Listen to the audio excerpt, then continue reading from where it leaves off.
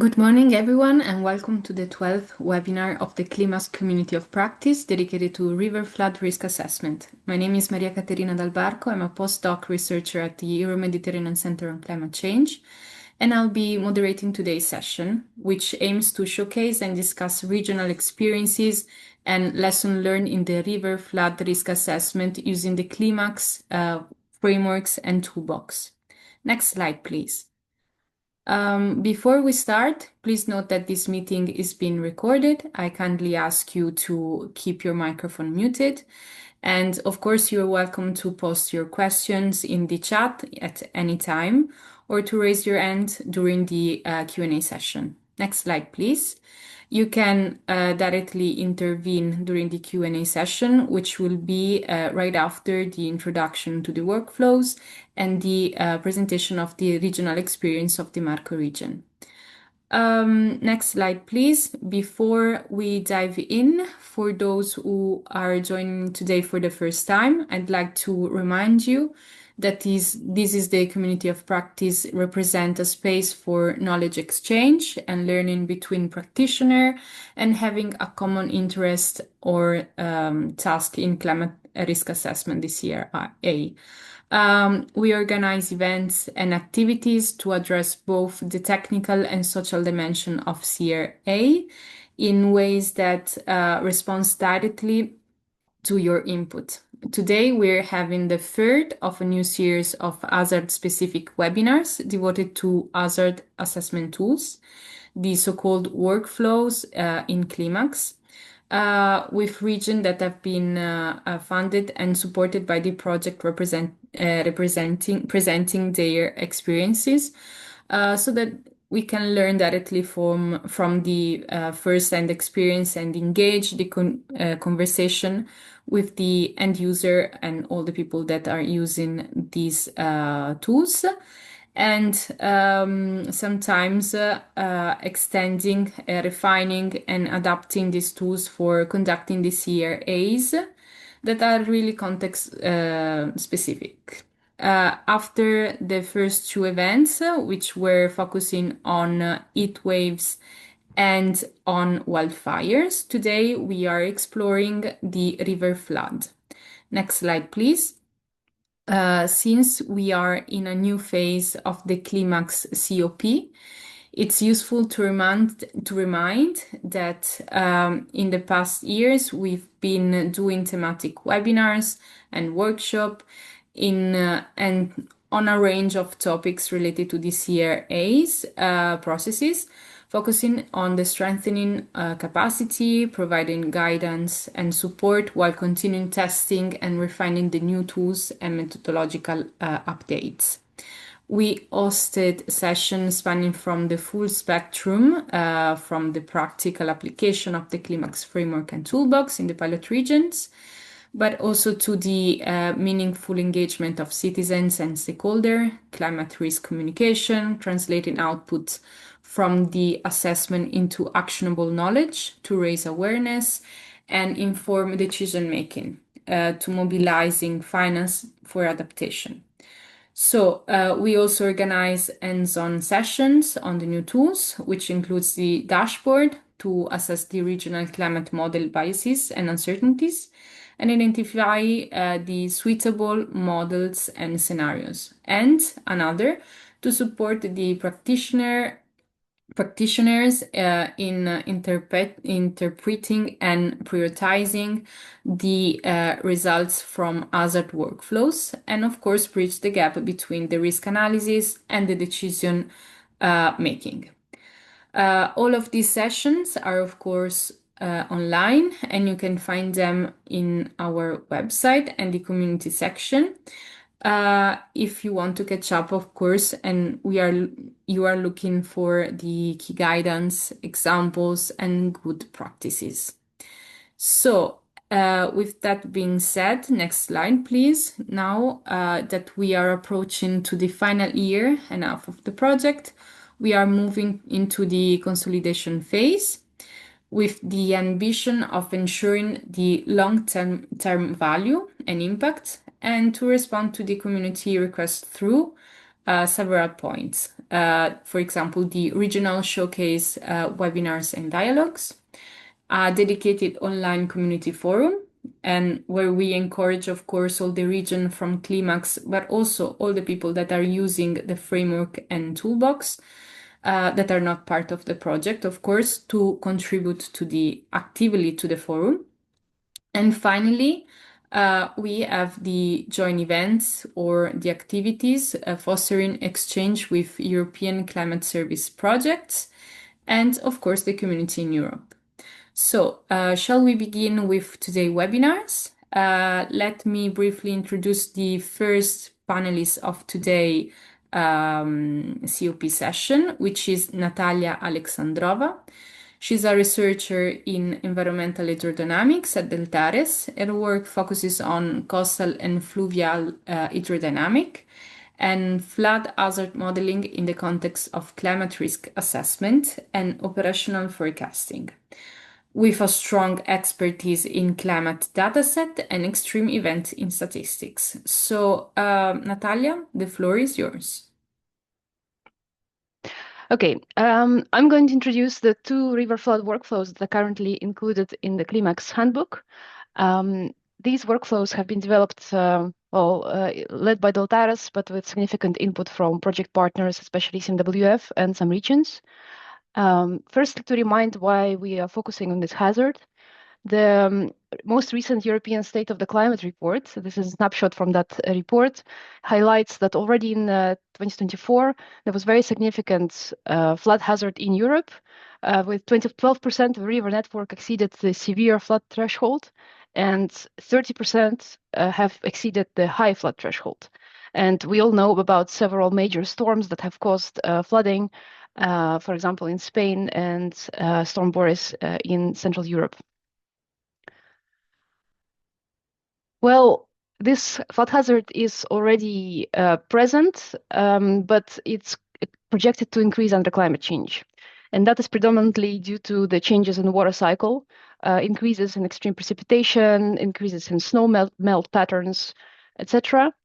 And along with the increase in the hazard, the damages and exposed population and infrastructure are also projected to increase quite sharply.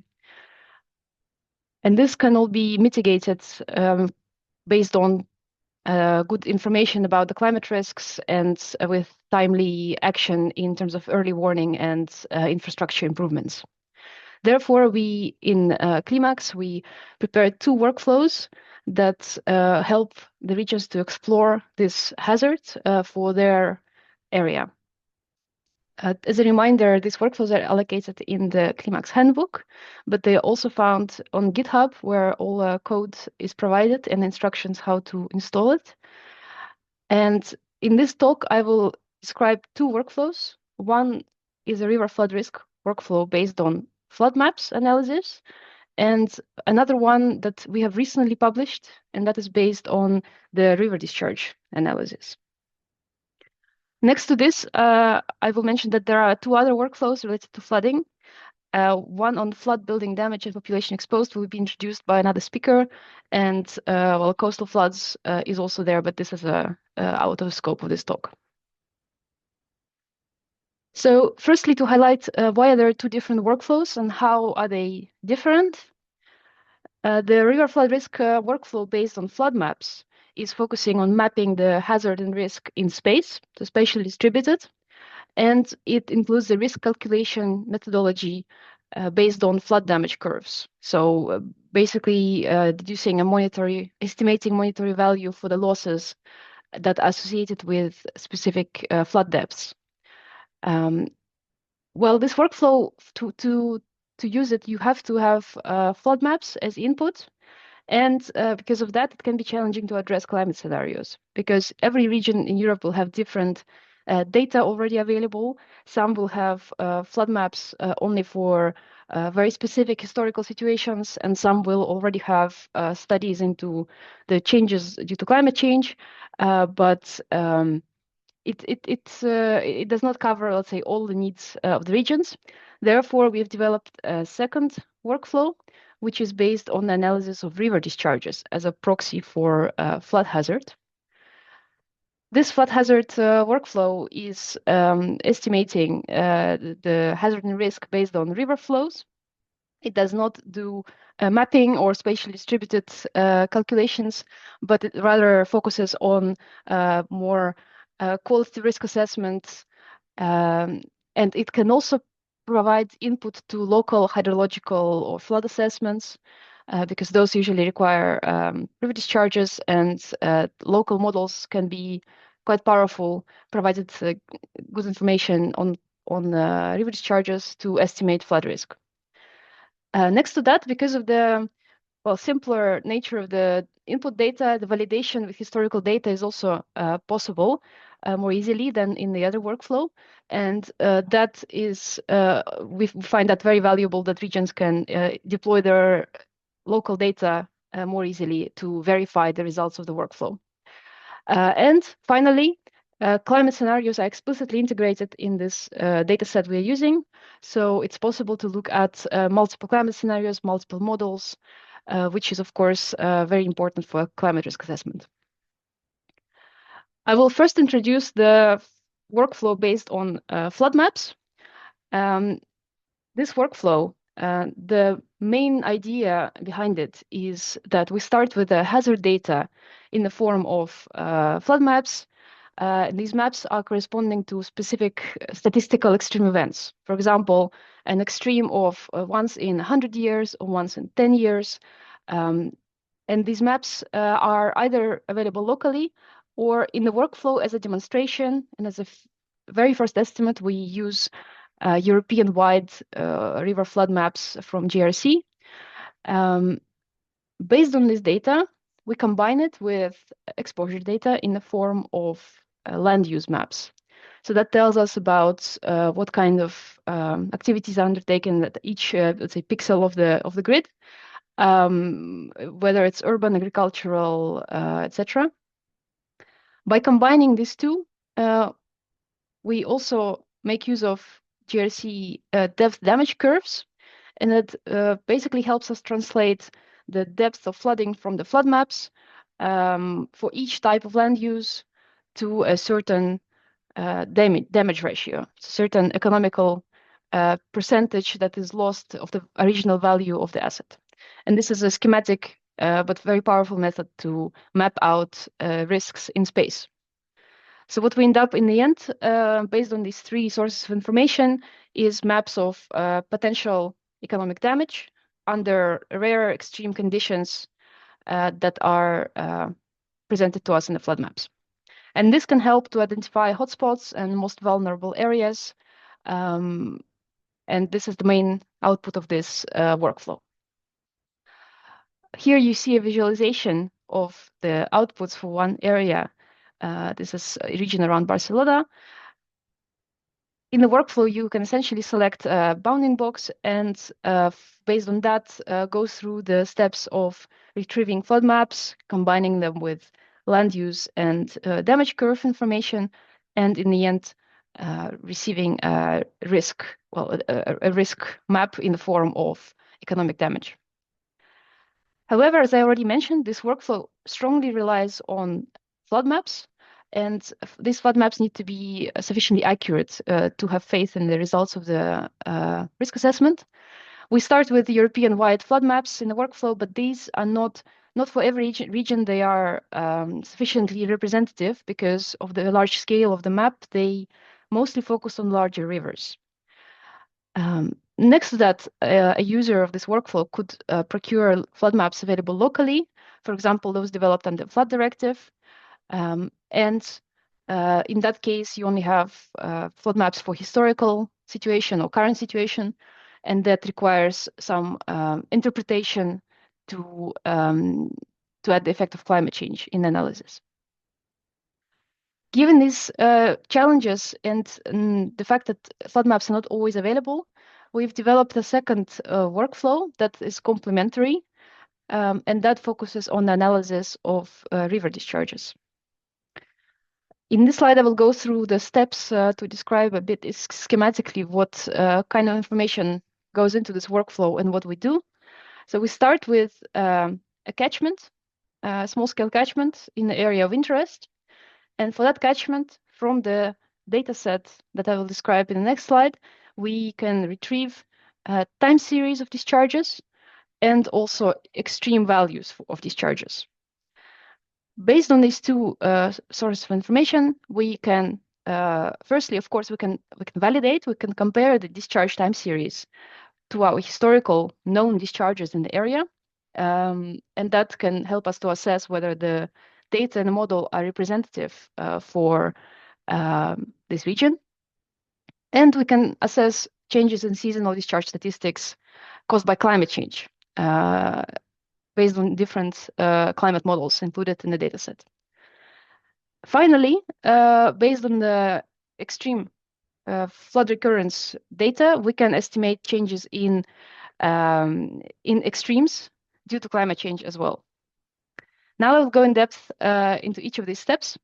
So the dataset we use is hydrological climate impact indicators provided by SMHI, and it is available on the climate data store. So this dataset can easily be retrieved from this portal. And on the right, you see a geographical coverage. And this dataset comprises a huge amount of very small catchments of approximately 12 kilometers wide, which are used to schematize the hydrological behavior of the area. From this dataset, we can retrieve daily, monthly values, but also extreme values that have already been pre-computed for each of the catchments. This information is available for 7 different climate model combinations from Eurocordax, 3 climate scenarios, and 4 time periods up to 2100. So this gives us a lot of flexibility to explore both short-term and long-term changes in river discharges along with the model uncertainty. Based on the data that we obtain from this data set, we can compute seasonal and extreme statistics. Seasonal statistics can tell us about the changes in the water cycle.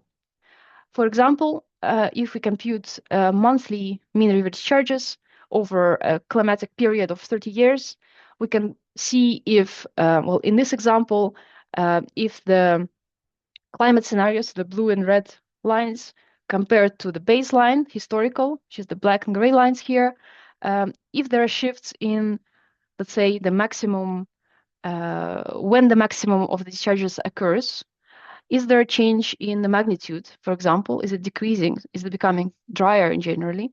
Or is there more high discharges in certain months? And this already gives us a first indication about the predicted changes. But to assess the flood hazard for more extreme rare events, we focus on extreme statistics, which serve as a proxy for flood hazard. So from this data set, we can look at what is the relative difference in projected discharges in the future compared to historical situation in the past 30 years under different climate scenarios. So in this plot for one small region in Romania, we looked at the changes in the data set for, let's say, focus on the right one, 50-year return period extreme event. And we see that the data shows us an increase in the projected discharges, which is actually not very different between the two models on the long term.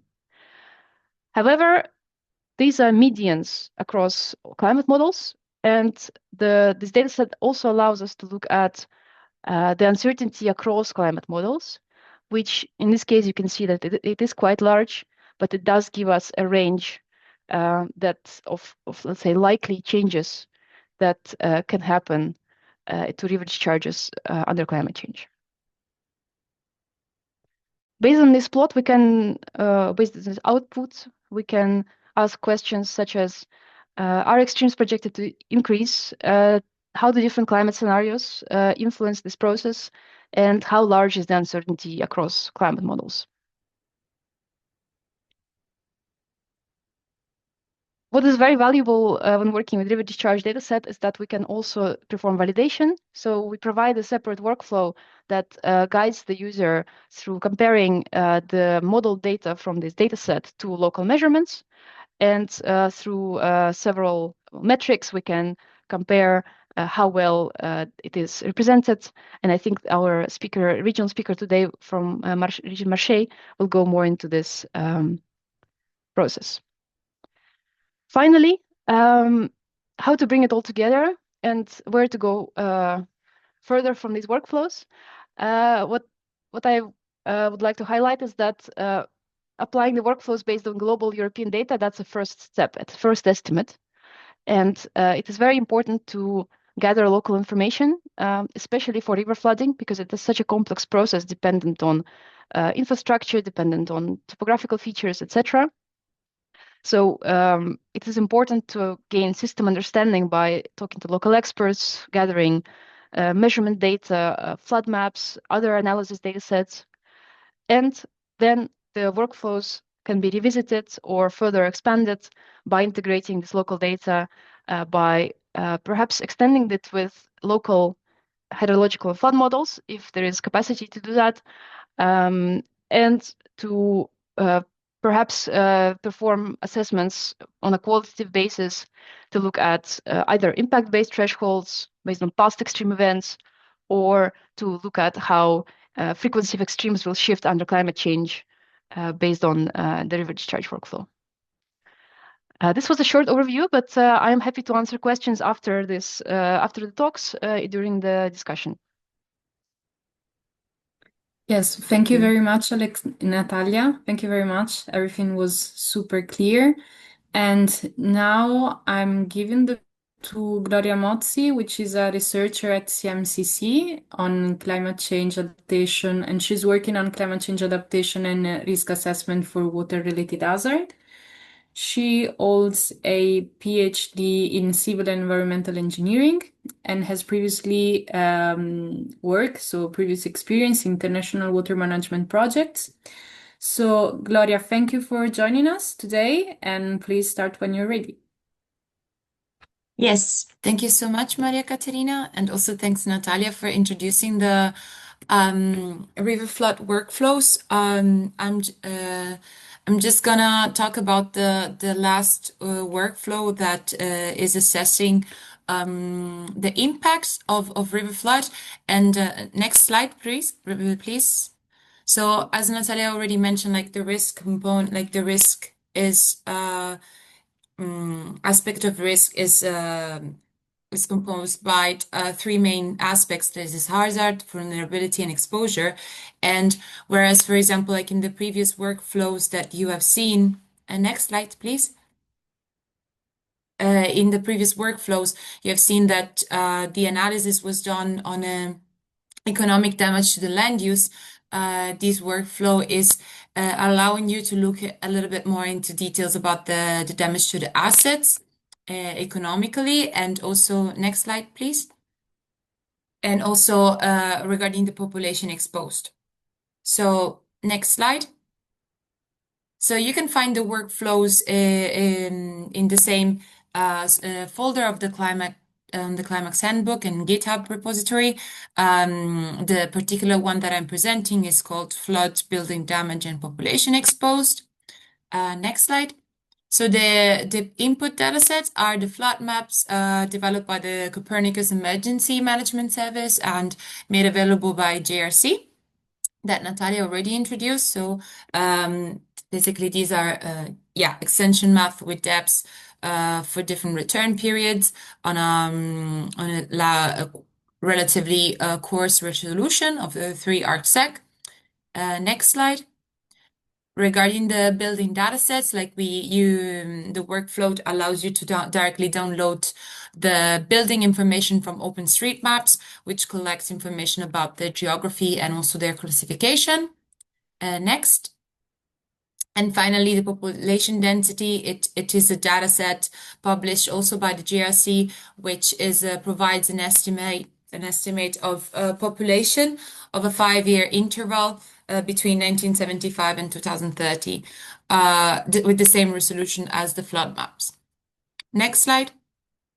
So when opening the workflow, the first part is the hazard assessment, which basically allows you to download this map for the area of your interest. So you can define the area of the interest either by inserting the latitude and longitude information. So you will have a rectangle, or you can also insert the shapefile that has the boundary of the area that you're interested in. You select the output that you want to look at, specifically the return period maps, and then it will allow you to download directly the maps for the return period of interest. Next slide. And that will look like this. Like this is a particular case for the area of Florence, for instance, and you can see that you will have different maps for the different return period with the adapted section. Next slide. So for computing the damage to the risk in terms of population exposed, you select the return period of interest. Next. And then you will be able to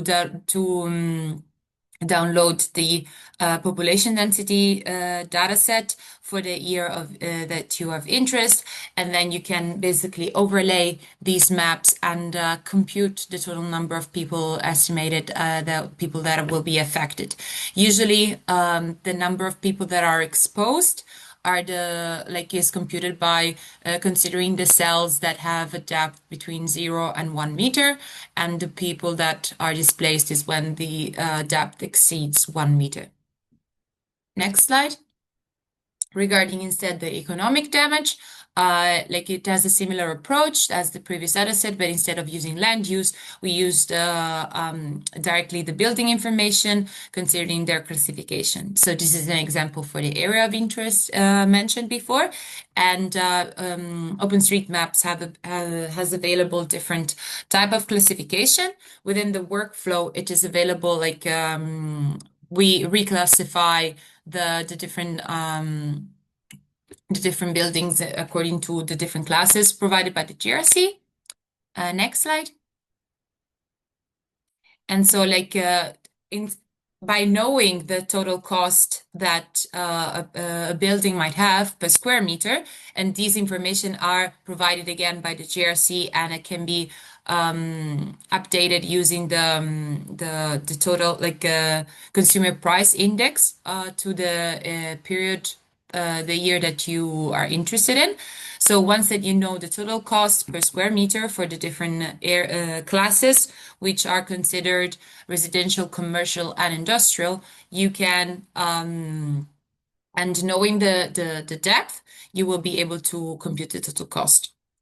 So you will eventually you will have you can investigate for the different return periods, the total cost for the different areas, and investigate and look which areas will be have higher priority.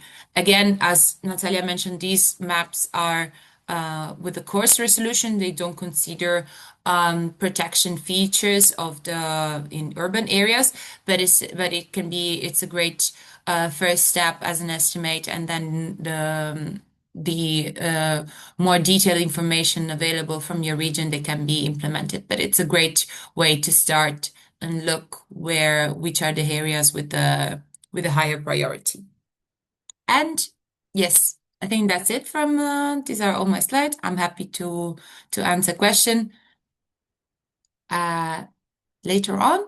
Yeah, thank you very much, Gloria. The question will be hopefully many during the Q&A session. And now we're moving forward to the regional experiences, in particular to the experience of the Marche region with Gaia Galassi and Francesca Sini.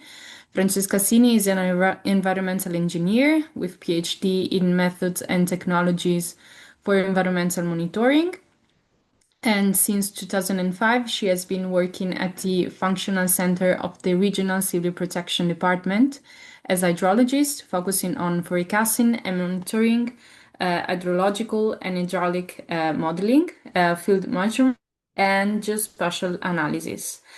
On the other hand, Gaia Galassi is an environmental scientist and technical officer at the Regione Marche in Italy. She holds a PhD in geophysics and has been working since 2008 on environmental assessment processes and climate adaptation planning in collaboration with university, research centers, and international cooperation projects. So, Francesca and Gaia, I know you're sharing this screen together, so we are looking for your presentation. The floor is yours. Yes, thank you.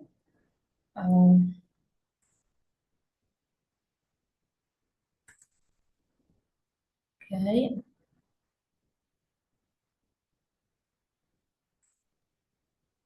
Okay. Good morning, everybody. On behalf of Marche, today we're speaking on behalf of Marche region, but the task force on this project in general on climate change adaptation policies is larger, involving different departments of the regional administration, from the economic development department to environmental department and civil protection department. In this project, we were also supported by the University Politecnica of Marche region with the Department of Informatic Engineering. As public administration, of course, we deal of different sectoral policy related to climate change. Civil protection is the main responsible for risk management and climate monitoring. And from 2022, we started a great activity on adaptation to climate change that lead to the approval of a regional plan to adaptation. Just to give some direction of who we are, Marche region is located in central Italy, facing the Adriatic Sea. We have a quite variegated territory with mountains, quite high mountains in some cases, above 2,000 meters height to the coast, mainly with sandy beaches, passing through hill and river valleys. So it's really a very different territory. Considering climate condition, climate projections compared with historical trends show increment in temperature, both in terms of average temperature and extreme temperature, also an increase in dry periods and an intensification of extreme events. This, combining with our territory, give us the complete package of climate risks. For this, we have analyzed all these risks inside our climate adaptation plan, and of course, some risks are more relevant than others. In particular, river flooding emerged as one of the main risks in our territory, as also experience confirmed. For example, here you can see some image of the extreme event of 2022, when the Misa River, with the Misa River flows, with €1 million of damages, and also the loss of human lives. Inside CLIMAAX, we of course have followed all the steps of the framework for the risk assessment, starting from the risk exploration that, as said, we performed initially inside the original plan for adaptation, but we revised inside the CLIMAAX project. In particular, the risk exploration was also did in combination with the Pathways to Resilience project, because Marche region also participated in P2R. Within P2R, we involve local population, local stakeholders, and municipalities, and from this involvement emerged that the risk of river flooding was a key risk for our region. The regional adaptation plan already have present a first identification of possible adaptation measures that are shown in this slide, just to point out two main points. The first is that the adaptation measures on flooding are refers to different regional policy. From the river management to the prevention, to the formation of the population, to, very important, the urban planning. The second point is that all the measures point to think in terms of prevention more than on protection. But to do that, we have to go in depth with the risk analysis. So we apply the workflows present in CLIMAAX to a pilot, because it was not possible to analyze all the whole regional territory. The pilot that we choose is the Foglia River mouth in the city of Pesaro. We choose this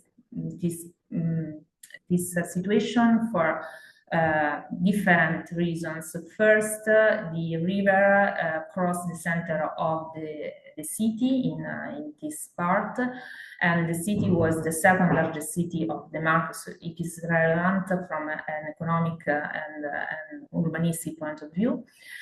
For this river, we had accurate flood maps that are important to perform an accurate risk analysis. And last but not least, for this river, in recent year, in this part, in this last part of the river, there were not big floods, and this is important because put us in the condition to work without pressure, so to check all the possible solutions.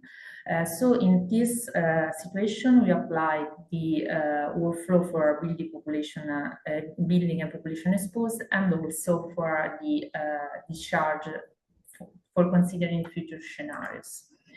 As said, we used in this workflow local flood maps. The maps were produced inside another European project. It was an Interreg Italy-Croatia called Stream, and the map were produced by CIMA Foundation. And these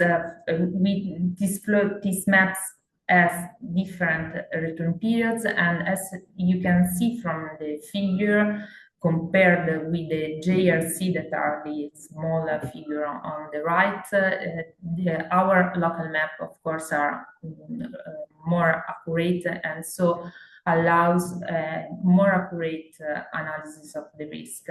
Unfortunately, we have not used the aqueduct data set for the future scenarios that were included in the CLIMAAX workflow, because of the poor resolution that doesn't catch any change in our river. Is that the reason for which we have used the other workflow on discharge? And for this, I give the floor to my colleagues. So thank you, Gaia. So in order to evaluate also future scenario, we try to implement also the workflow, the discharge workflow. And first of all, we saw some limits about identify the right sub-basin that we have to consider for our review. And also we have some different long flow data series. So first of all, we considered that on Foglia, we didn't have an historical data set. There was enough, there was sufficient to validate the data, but we had other sub-basin in which we could try to implement and validate. So that's why we choose other mountain sub-basin. So the first difficult was to identify, as I told before, the right EHIP3 sub-basin compared to the physical one, the real one that we had. And the second step was to find the right data set to validate on other sub-basin in order to test the robustness of this methodology. Next slide, Gaia. So we first tried to validate on Acqualagna dataset that it was the latter output in the northern part of the region, and we merged data. We have older data and data more recently data instead of the dataset that we have to compare. So we try to merge. We know there is not the best solution to validate a methodology, but we had this kind of data, so we try anyway to see if it works. But we realized it was sufficient. It works sufficient in a good way because also comparing with the flow duration curve, well, the behavior more or less is that, and also compare with the monthly discharge. We see even if the validation data is a little bit higher, but the trend is more similar, and also considering also the different sub-base in physical from the modeled one, we saw that we can trust enough this methodology, and we compare also next slides also with the other three section in Campono Cecchio, San Severino, and Breccialolo that have a little bit different climate respect to Acqualagna and to Foglia, but it was important also to test also on all region how this methodology could work. You can go. Okay. And so we have applied the two workflows to the same basin for the building.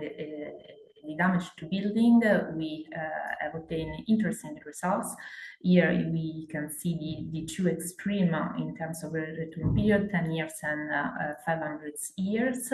Of course, you do not know the city, but if you look at the picture of 500 years, you can see two blue spots.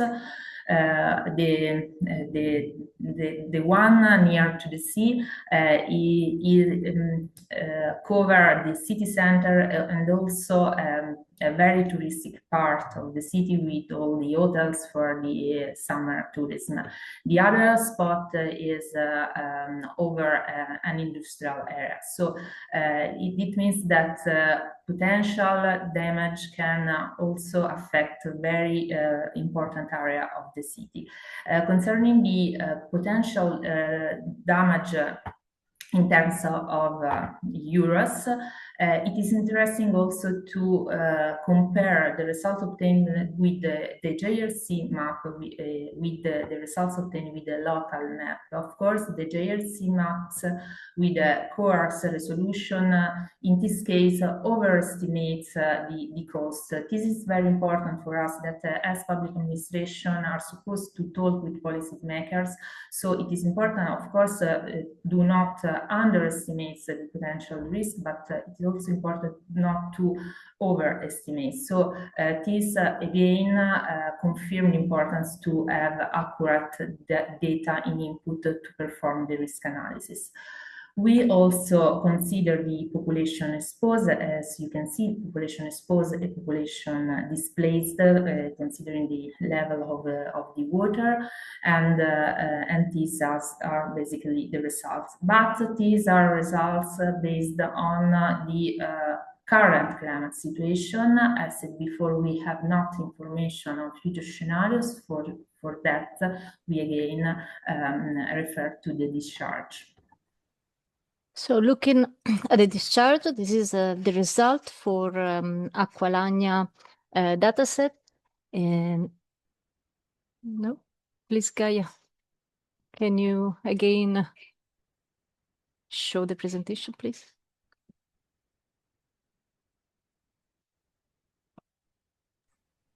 I'm sorry, I don't know what happened.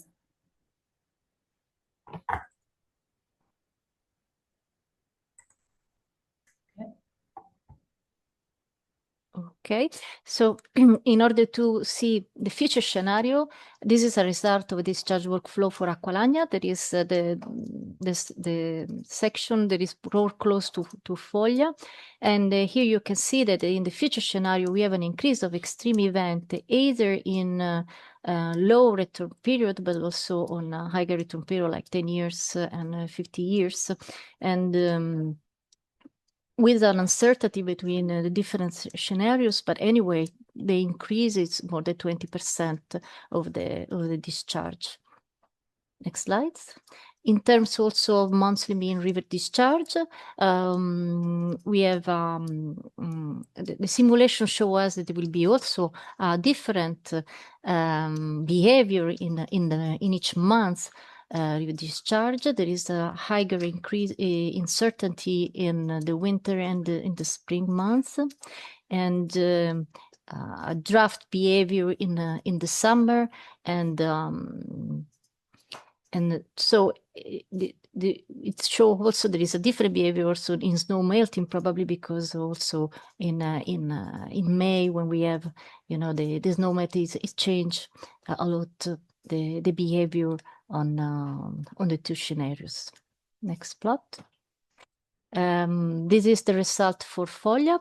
We have the same behavior as Aqualagna, even if in the last period there was a change in the scenario in RSP 45 and 85 in terms of worst scenarios, but except of that, the behavior was enough close.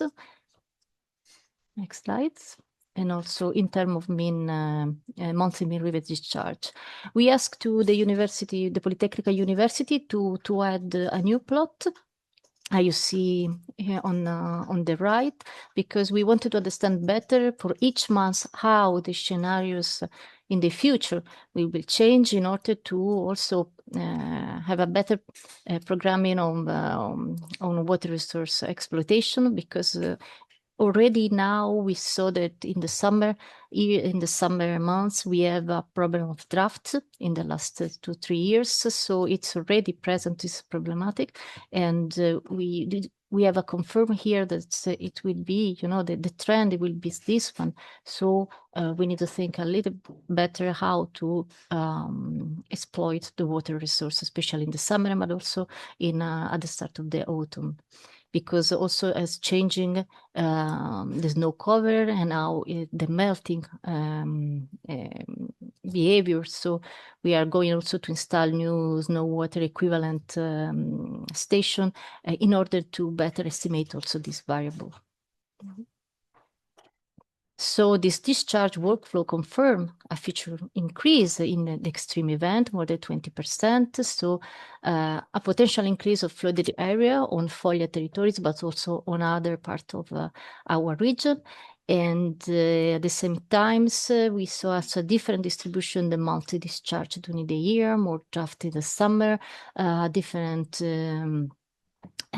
behavior about snow melting. And so we must think now on a different organization in terms of water resource exploitation, no infrastructure, to better for facing the scarcity of water resource. So basically, the application of BOSS workflow has confirmed the risk assessment that we already have in terms both of severity and urgency. Concerning adaptation capacity, it's true that we have already in place some adaptation measures, especially that referring to the emergency system of civil protection, but we are still lacking in terms of increasing resilience, and to do that we have to work and also especially to work in terms of covering the lack of precise information. The added value of the tool, the application of the toolbox for us, it was quite relevant in terms of specification of the risk and also identification of priority and I mean, in the sense of spatial priority, for example, for building exposure and so on. But the most important thing is that this tool gives a vision of the need to act. And this is important, again, for us as public administration to communicate to policymakers. But it is important to understand that this is a vision and not, or at least not yet, an exact figure, an exact map, because to have exact figures or exact maps, we need we need more accurate information. Our local flood maps are more accurate, of course, of the JRC, but probably are not yet accurate enough, because especially if you have to talk about delocalization, displacement of movement of infrastructure from a place to another. And of course, we lack of information for future scenarios, because this match between the two workflow allow us to have qualitative information for the future, not quantitative information, at least yet. Concerning the steps for these results of this workflow, we are organizing a consultation with the Pesaro municipalities and stakeholders to understand how this knowledge that we have gained could be used, and especially could be included in the urban planning. And in parallel, we are also activating an internal task force with the responsible of the urban policies to identify which regulatory tools can be developed to include this kind of information, not only in the Pesaro municipality, but for the whole regional territory. It's all from our side. Thank you for your attention.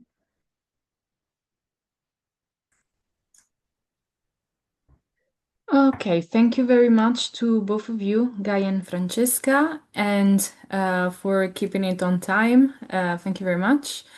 Let's now dive into the Q&A session.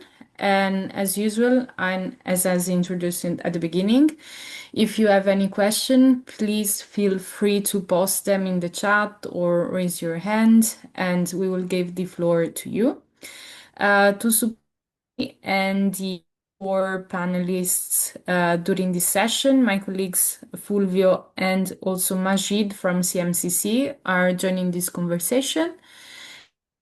We very much encourage you to share the question, the thoughts, the comments, and the suggestion for the four panelists, Natalia, Gloria, Gaia, and Francesca.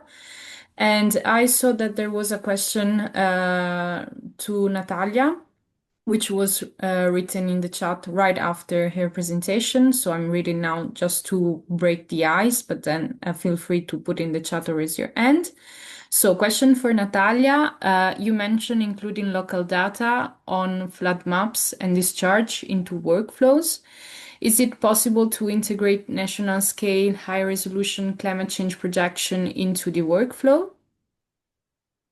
Yes, thank you for this question. It's a very good one. I understand that you're talking about atmospheric data from climate projections, for example, precipitation. To obtain river discharges based on such projections that are not currently in the data set I described, but specific to the region, you in principle need to go through the hydrological model. And that is quite a significant exercise. So it's not readily possible to integrate it through the workflows we provide on GitHub. But I think what can be done is we also have a workflow on extreme precipitation. That's not a topic of today, but of course, precipitation and river discharges are very much linked processes. So what can be done is to apply that workflow with your regional projections for precipitation and to cross-check the results with each other. So if you assess changes in extreme precipitation for the entire catchment that is relevant to you, and then separately you also assess river discharge changes based on the dataset of SMHI that I've described, it would be interesting to see how they correspond to each other. And but some expert interpretation would be required. So I think, yeah, it's good to engage local experts from hydrological office, for example, to do this. Thank you very much, Natalia, for your reply. I guess that the person that made the question is happy. Otherwise, I mean, can reach to you. There is another question actually to you, Natalia, but also to Gayan and Francesca, which is there any up-to-date case study which analyze river and coastal flood risk together, which could occur locally in extreme weather condition and consequence for coastal cities, and then put an example of coastal city in Turkey, which is Izmir, if I'm pronouncing correctly. I can Please. start, and maybe Guy and Francesca have something to add afterwards. So when we talk about river and coastal floods together, we usually describe it as compound flood risk. So when flooding is coming from several drivers simultaneously or in close consecutive order, this is a complex process. So it's not easy to map it out in a European-wide scale. I'm not aware of any data sets for Europe right now that do this. So I think the analysis has to be done not through the workflows, but separately. What is often done is to look at probabilities of these two events separately, but also to look at their joint occurrence. So what's the likelihood that they happen simultaneously? And instead, it will vary very wildly between regions. In some regions, the flooding from rivers is very much linked to the storms that also influence sea levels, but in some other regions, these processes are very much not dependent on each other. So I think that requires analyzing the drivers more in detail and what is causing high water levels and what is causing high river discharges. I think it's hard to give a very clear answer or like straightforward answer on this, but I think if you're working on this within your regional case study, perhaps you can get in touch with the support of CLIMAAX, and then they will forward question to me or to another colleague, and we can try to help you to how to do this. Thank you, Natalia. Let me jump in. Thank you for presentations, and I would like to add that at the moment the CLIMAAX Toolbox, as Natalia mentioned, targets coastal flooding and river flooding as a separate events, and we don't have a workflow at the moment to have a compound event including both river and coastal floods.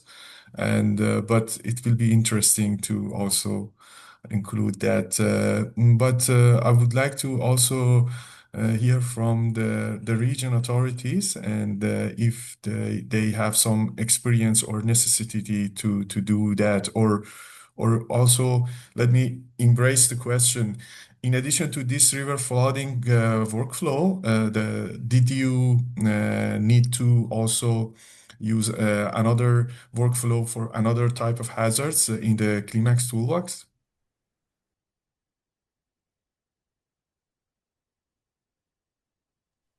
May I answer maybe? Well, in the last, well, usually in our region, the flooded area are due to river flooding, mainly to river flooding, and also to severe storms, because we have a small basin that are really reactive with heavy precipitation. So with correlation time really of some hours, not more. But in the last years, we are investigating also if in the river there are in which the cities are bigger, like in Pesaro, if there is also the influence of the sea in flooding. So we have some experimental in the past with some European projects, and just the last month we had also some flooded area. There was a combining between sea storm and also flooding, river flooding. So I think with this climate change, we need to investigate also this part. Coastal floodings, they are due to the two different effects. That's was is a new things, but due to climate change, we need to take in account also the combined effect, and also the different procedure of snow melting, because also now with a higher temperature, we have snow, but after a while we have the melting of that, and the process are really quickly, more than in the past. So I think the two combination will be also a new workflow for us to take in account also with climate change, these two aspects. More rare in our region, but this is happening, and it will be happening more and more in the future. Yes, thank you. Could I add something else? While we're talking, I thought that it's maybe useful to mention that, of course, for coastal flooding, we have another workflow which analyzes more sea level rise aspects of coastal flooding. So that is, in any case, I think very useful to look at, and then perhaps helpful to think in a qualitative sense and consult your local experts. What does a raise on a very long term raise in mean sea levels at your coast mean for how well the water can be discharged from rivers? Because that's one of the processes that's involved in the compound flooding, and you might not have you might not be able to quantify it immediately, but at least to think if this is a relevant process, that can be a useful outcome of your assessment, because then you know what to look out for in future. Perhaps you have opportunities to do more detailed study with dedicated modeling, and at least you will know that it is relevant for your region. Thank you very much, Natalia. And as you and Majid mentioned, it's another workflow, the one of the coastal flooding. And since we have started these hazard-related seminars, I guess that the coastal flood workflow and presentation with the regional experience will be presented in the upcoming months. So maybe in that case will be also fully devoted to that hazard.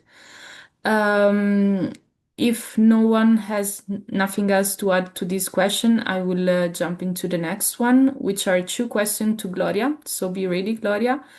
The first one is, of course, thank you for the presentation. And the question is, does the population dataset in the population exposed workflow consider the presence or residency?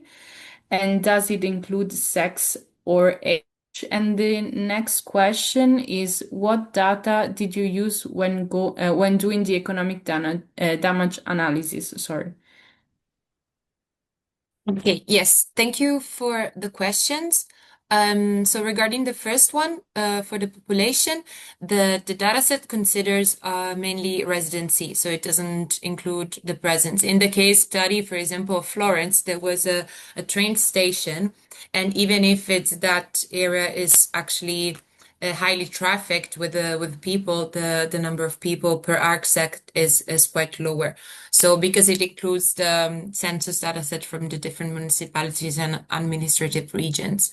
But within the different data sets regarding vulnerability and disaggregated data for population, for example, the age and sex, are available. And actually, in the CLIMAAX handbook, it's they are listed. I will put the link here in the chat.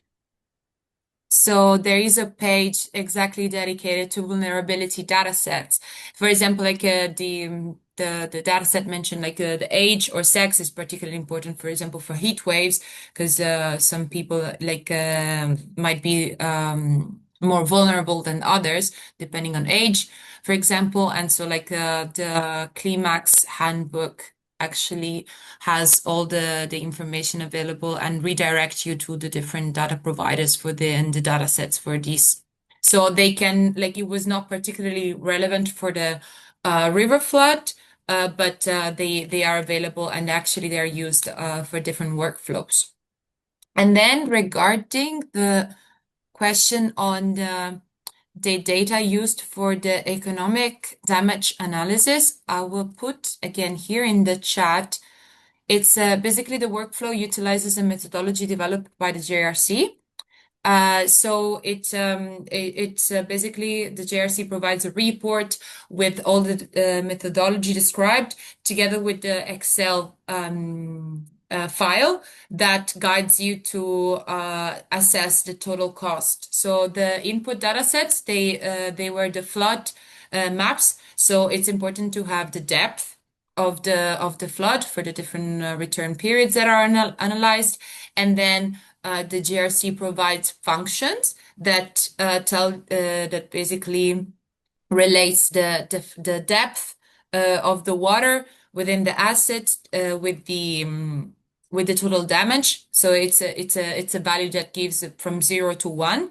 So everything above 6 meters is basically considered as completely damaged. And the total cost for the assets or they are both considered for land use and for building scale. It's per square meter. It's provided in this Excel table, and it's let's say the step-by-step procedure on how to assess these is described in the report. But basically, it considers both the GDP of the country. So each country will have a different cost per asset, and also there are different parameters within this table that allow you to adjust the values for the data set. It's of course it's a let's say coarse representation. It will be specific for different cities, but it can be adjusted and it can provide an estimate for these. So the step-by-step approach is described there. Hope these answer the question. Yeah, thank you. Thank you, Gloria. I think it was very condensed and comprehensive. Basically, we have some assumptions in each workflows that when you are using that workflow, you are using that default setting. So if you have some other data sets or you would like to change the thresholds for the water level and or also the function for for example in this question that the JRC function for translating the water depth into the damage. If you have some function at local level, you can opt for replacing that function, in the Python codes, in the workflows, in order to customize your workflow with your local information. I don't see any other question in the chat. Meanwhile, I would like to continue the discussion with the regional and hearing from their experiences. I would like to know a little bit more about how their experience about how they manage the data sets, because the workflows actually work based on the data sets. And as you mentioned in your presentation, there was some difficulty for validating the data sets, collecting the data sets.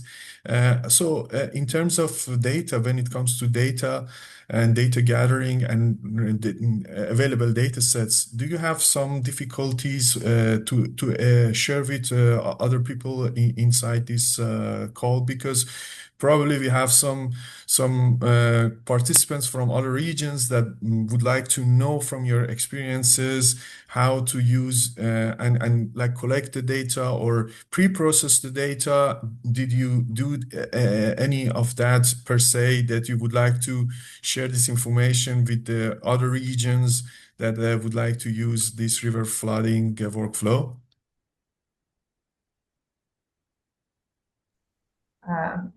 Probably I start and then I give the word to Francesca. We have not pre-processing the existing data inside the workflow, because we used our data for the building exposed. We do not pre-process, so we simply check if the processing done inside the workflow was coherent with our own data. It was, so we use directly that already included. For the same workflow, the other data we used were from our administration, so were available from us. We have not a problem in downloading, for example, the data that is for example, a problem for another workflow that for agriculture, the rules, for example, is very complicated, and not for this one. The problem is the resolution. So using our own data, it's not a problem. The code was modified by our collaborator at the university, so I'm not able to go in depth with that that task. And concerning the availability of data, there is another task, because we are a public administration, so in a sense we produce some kind of data, but we have not all what we need available. Maybe on this, Francesca is more precise than me. Well, dealing with the discharge workflow, where I work in the forecast center, but it's also the hydrographic center, so it was easy to have the historical data, because I'm collaborating in collecting that, and also to validate rating curves. So is my job. So I could provide to the Polytechnical University all the data set which we have, and in the section I choose the best one, the best historical data set for validation. But always happen that we don't have the right data set for the right modeling. So I just ask them, try anyway if the data set, because we are talking about climate, maybe I think it's important also to try if the data set that you have, even if it's not the same, it could anyway give you a qualitative idea of what will be going on the next scenario, and work to produce in the future a better data set for better modeling. So I think that this is the important things, and this qualitative result can give you an idea on which part you have to go through. For example, as we saw that dynamics of snow and soil moisture are changing, we are trying to monitor immune that also with new sensor. So that's reinforce our idea that we had also on that side.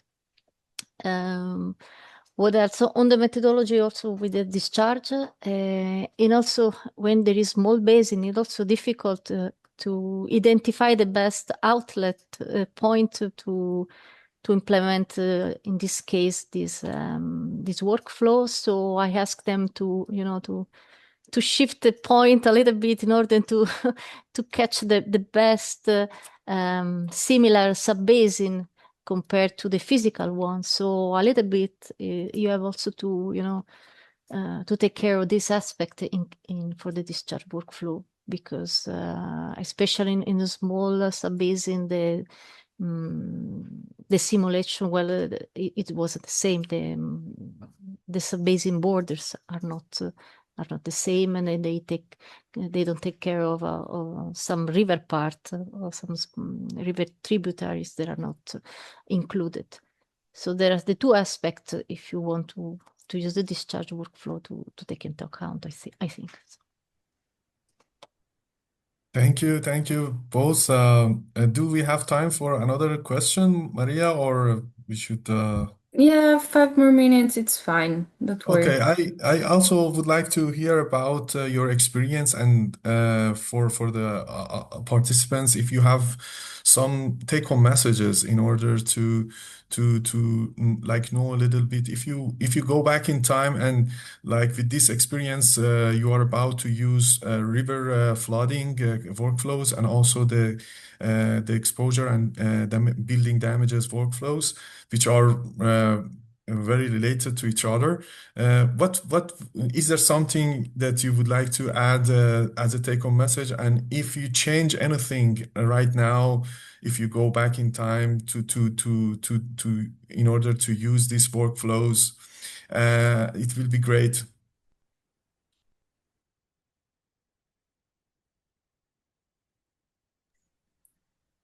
I don't know. Maybe okay.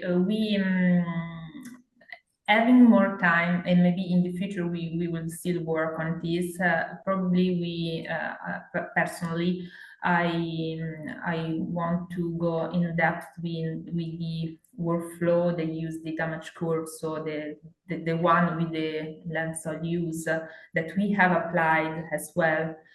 But we have to refine with some consideration on the costs associated to the different soil use that were not appropriate in our case, our situation. And another thing that I think that could be, I don't know if it's possible, but that could be included in the analysis of the risk in the case of the river workflow was the cost associated to the damage to infrastructure, like for example, the light infrastructure, pipelines, things like that, that in the experience represent not a major, but a consistent cost in the rebuilding of after the major events and are not considered there. So maybe some adjustment can be done, but we are quite satisfied about our experience in using workflow, and probably we will also test the same approach in other situations. Thank you. Francesca, do you want to add anything or? Maybe just a small things. Limited discharge workflow.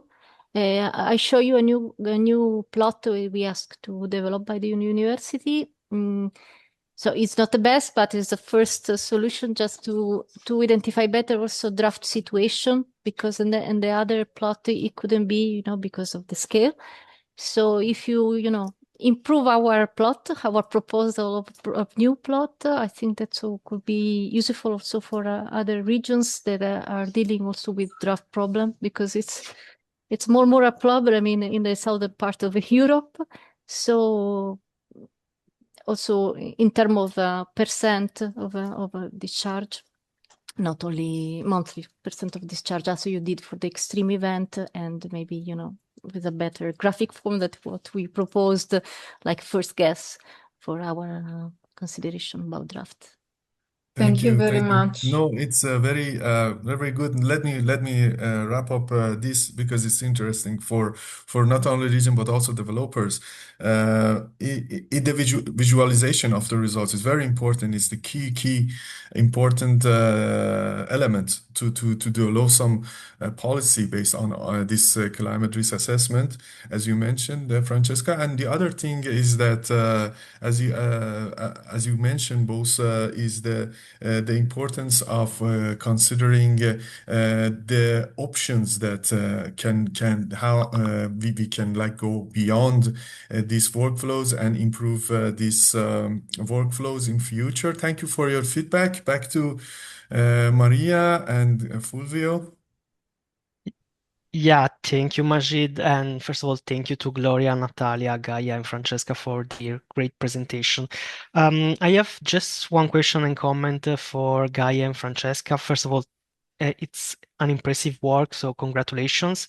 But I had a curiosity about the risk evaluation part that you presented at the end of your slides. So when you, let's say, assess the urgency, severity of risks, and the adaptation capacities, who was involved in the discussion and this evaluation of risk, first of all, and what type of adaptation or climate risk management measures or capacities were in place and that you consider in this evaluation, first of all.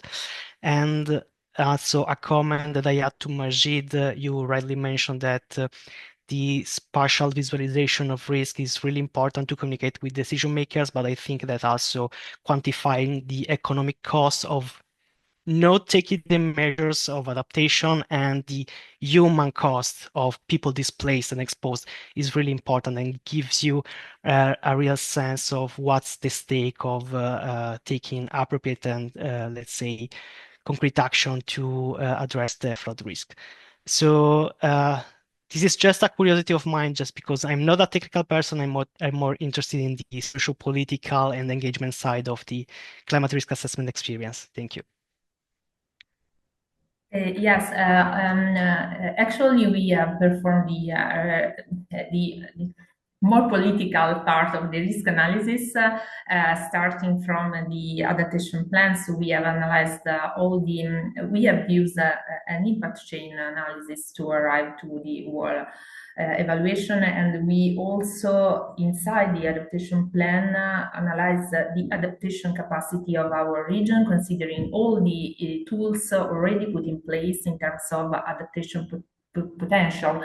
In the case of river flooding, we have considered all what is already in place, as I say, all the work of the civil protection in terms of emergency systems, but also in terms of preparedness of the population and so on. We have also some other kind of tools like all the set of measures regarding the management of river or river basin, but we realized that we were more, as regional administration are more focused on protection than on prevention. And we realized that we have a lot of vulnerability in the potential flooding areas. And we started to think in terms of delocalization, to move some structures, some infrastructure from the more critical areas to abroad. And this, of course, is a very tricky question. It's not easy to talk with policymakers. It's not easy to talk with stakeholders when you have to say your house is not good here, you have to move your house. In extreme cases, the things are going in this direction, as for example, in some extreme situation that we have already experienced. But what we want to reach with our adaptation policy is to create a framework that give the possibility to think in advance when you prepare any territorial transformation. So in terms of urban planning, in terms of environmental assessment, if you are realizing a new infrastructure, for example, or if you are modifying an infrastructure in terms of making this infrastructure more resilient. To do that, we need, of course, to know where the water will arrive in the future with the flooding. So it's that we are trying to do piece by piece, putting all the pieces together, and the work in CLIMAAX, it is a very important piece of all the work. Thank you very much for all these details. I don't know if Fulvio, if you want to add something, if you're happy with the comment. No. I'm super happy with the response and comment, and glad to know more details about your experience and the, let's say, regional status quo. And also I think that is really relevant for other regions to understand the whole process, other than, I mean, the application of the toolbox, but how all the experience of climate risk assessment is progressing towards adaptation and climate risk management. So thank you very much and congratulations again. Okay, with this, I think that we can thank you once again, all the panelists of today's webinar, and all the people that posed the question during the Q&A session and even before during their presentation. Yes, thank you very much. I just have 2 more slides to say something before closing. Yes, exactly. We want to remind you that the next CLIMAAX CoP webinar will take place on the 16th of April, same time, so 10:30 on the same platform, and will be focused on the agricultural drought risk assessment. The month of March will be skipped as the virtual region forum will take place. And anyway, the communication team will share with you all the information, so the registration link, the draft agenda, and everything else. Next slide, please, for the very final slide, where we want to encourage all of you to stay engaged with the community of practice. You can join the online community through the LinkedIn group and the CLIMAAX community forum, which will be shared also in the chat if some colleagues can do it. We particularly want to encourage the regional practitioner, both from the project and beyond, who are the users of the CLIMAAX framework and toolbox, to contribute actively to the discussion forum, and to share as is a share space, basically, to consolidate and exchange the knowledge and experience. You are also invited to participate to our short survey on climate risk assessment practices and investments in the climate services across Europe. It will take about 15 minutes, so not that much time, but it will help us to better understand how the regions operate and how we can further support them. You can additionally subscribe to the community of practice through the CLIMAAX website under the Participate COP section, and you will receive updates, materials, and invitation for future activities. So, having said that, very final slide.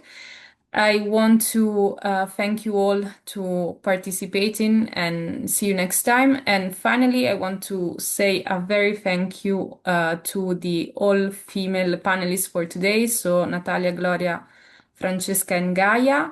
And of course, to the my colleagues that supported me during the Q&A session, so Fulvio and Majid. So see you in a couple of months. Goodbye.